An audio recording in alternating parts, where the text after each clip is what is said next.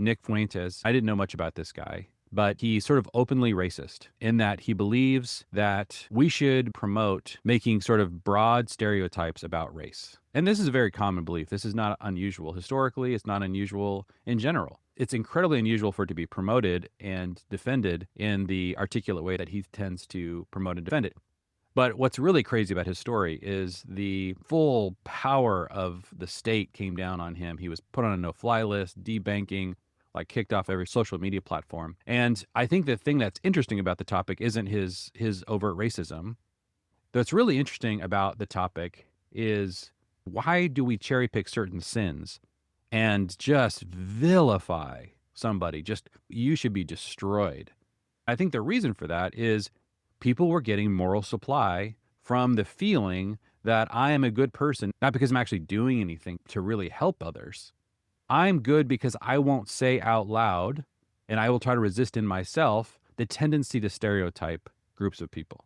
So we had millions of people in our society who were feeling morally like good people. I'm not one of the baddies, I'm one of the goodies because I don't participate in this fairly normal human sin of stereotyping. So if people are getting enormous amounts of moral supply, then if somebody rises up and defends that action, I can just get tons of moral supply by denouncing those people, by talking about that, and by sharing. Like, it's just every time I denounce that person, I am promoting my moral superiority. And again, it's important to just admit, as somebody who believes in the gospel, that the Bible said, yeah, you do need this. You need moral supply. Like, this is not something that you should pursue a way out of shame about feeling like you're a bad person.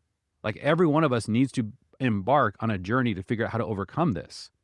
And I wish more people would embark on that journey. The problem is that when we embark on this journey in kind of rationally absurd ways, by cherry picking particular sins, some sins that are completely destroying society, we will say, oh, those aren't big deals at all.